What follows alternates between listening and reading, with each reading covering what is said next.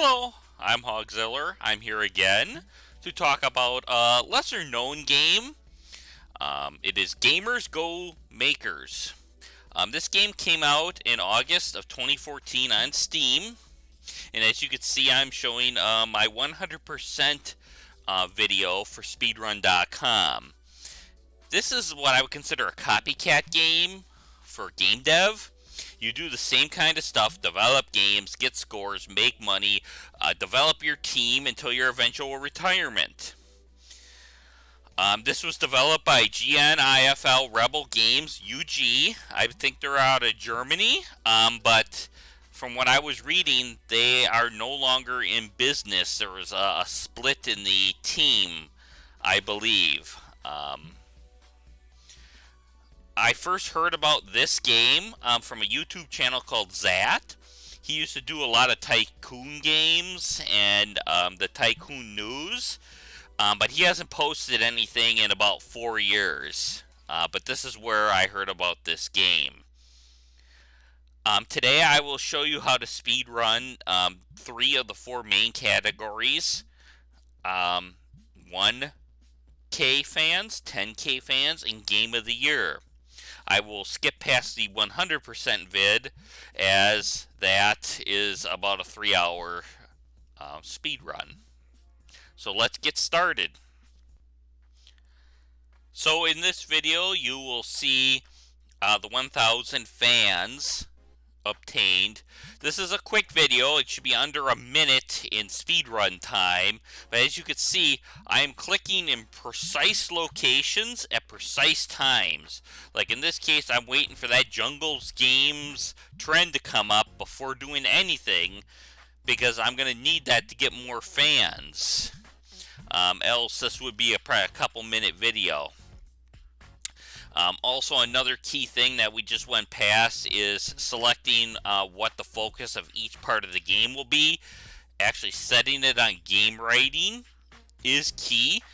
You have these extra points, but you can't just put them anywhere. It actually still impacts how many fans you get out of the game, which in this case you want them on game rating.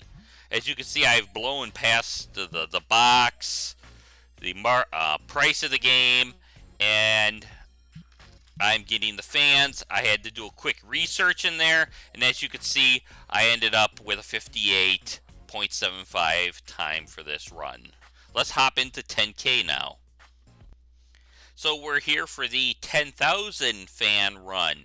Now, I'll try and explain a few more things since we do have a little bit more time.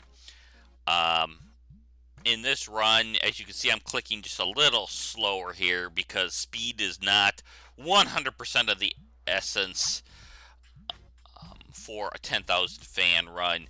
Picking the right games and a little bit of luck is needed more for this run. And you're going to need to do it over a series of games. So a couple key things to remember with the 10K run is you're only getting fans off of your most current game.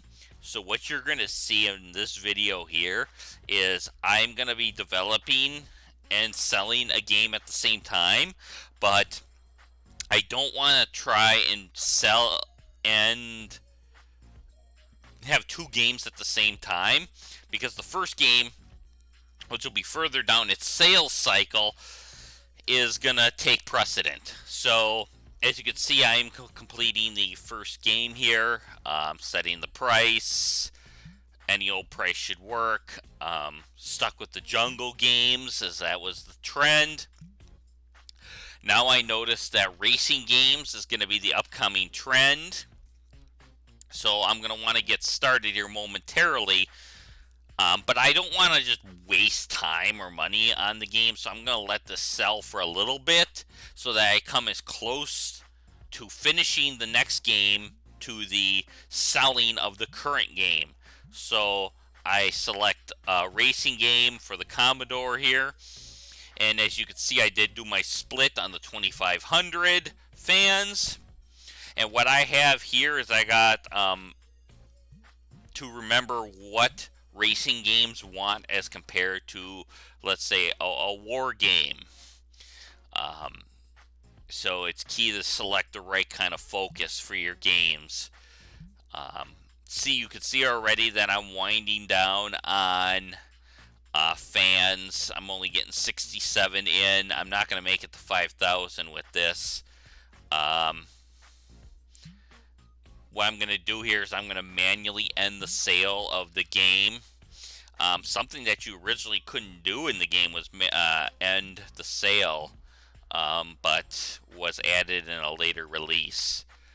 So now I have that second game being sold, pulling in 126, 118, 103 for fans, and I've hit 5,000. So I'm doing some training. I'm going to need that later to get some more fans in with higher quality games. I'm just letting this one kind of play out, still pulling in 70-ish fans, but it's time to start the next game. Since there's no good trends I can think of to run, I'm just going to go back to my war. Make sure that I'm getting maximum coverage by having it translate into all language. I see there's no story that's really proper right now. So I'm just going to develop a generic game, and hopefully that pushes me over the 10,000 fans. Still pulling in 35 fans here. I'll get close to 7,500, but will not with this game. Getting close here to wanting to manually end this game about 8 days early, just so I don't have any overlapping, don't get my maximum fans in. I've completed the game and should have gotten a good review, pulling in 127. As you can see, I've hit my 7,500. I'm still pulling in about 100 fans plus, getting really close to 10,000 here. Should be getting the 10K. It always seems to happen just right around the first of the year.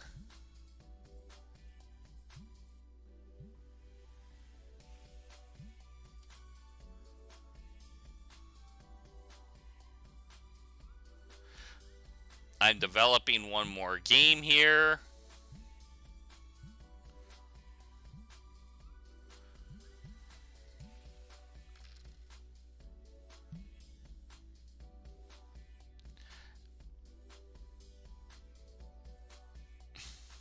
As you can see, this was probably a mistake to go on and develop another game because I do get to the 10K.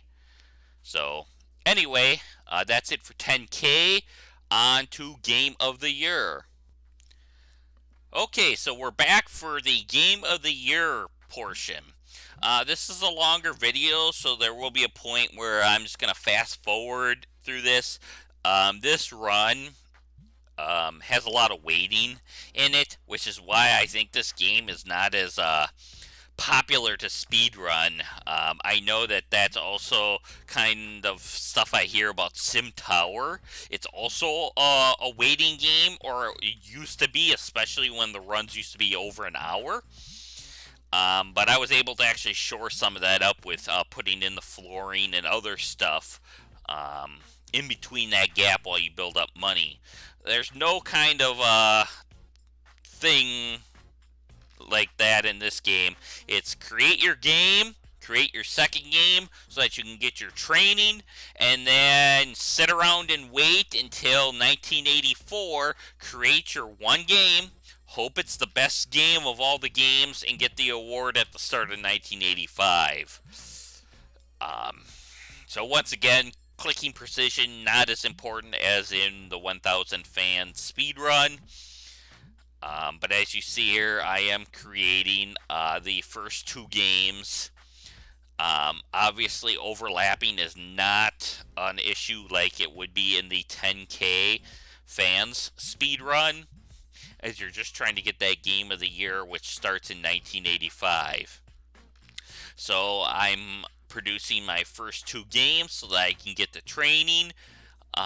Very difficult to get game of the year if you don't have the training, because you don't make the higher quality games without it. So as you can see, the second game is getting developed right now.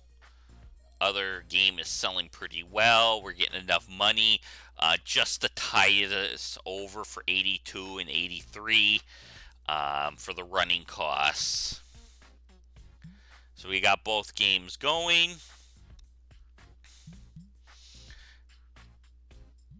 And now I'm going to start training and researching so that I'm able to develop that game of the year later in the video. You can see a few trainings, and I should be researching the audio. And this is pretty much how this game is going to be. Researching a little bit along the way, training a little bit along the way. So I'm not going to bore you with this. I am going to go ahead and fast forward the video, and we'll catch up in or near 1984.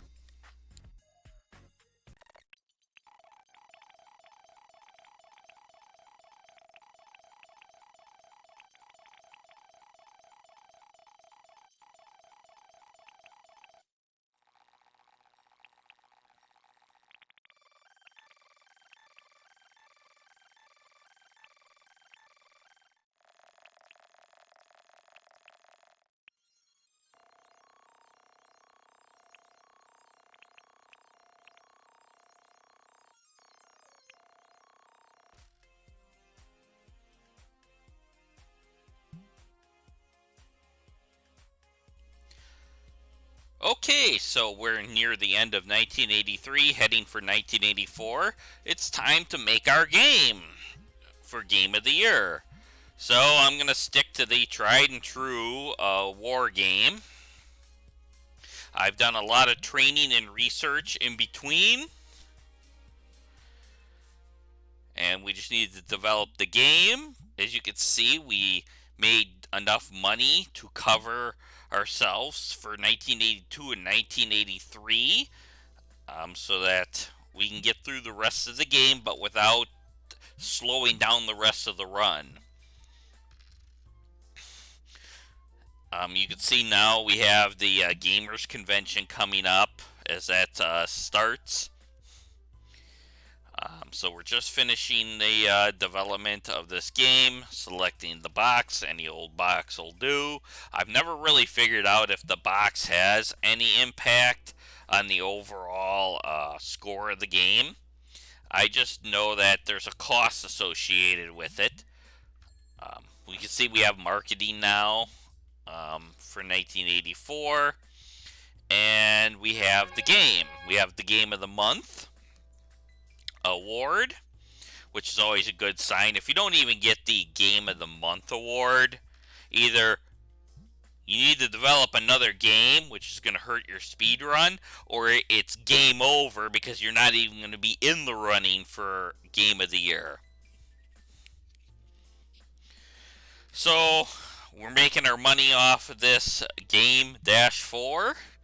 And we're just racing towards 1985 to see if we created the best game of the year. This is some more waiting time. A lot of waiting in this game.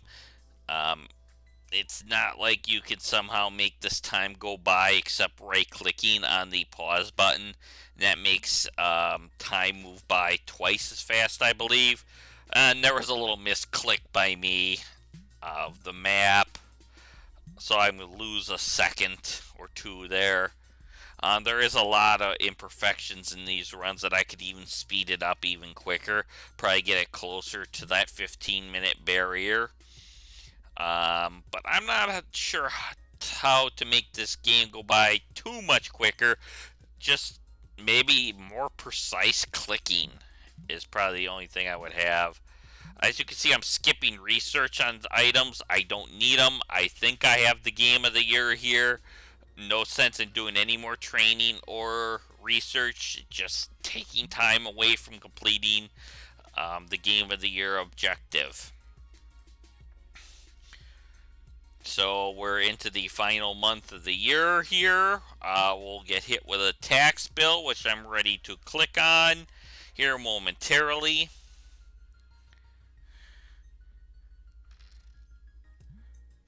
And I have. Now I'm waiting for the list of all games that were Game of the Month. And I get Game of the Year. So I was able to complete this run in just a little under 15 and a half minutes. So that is how to speedrun each of the three main categories of Gamers Go Makers. If you like what you saw, drop me a like, else see you next time.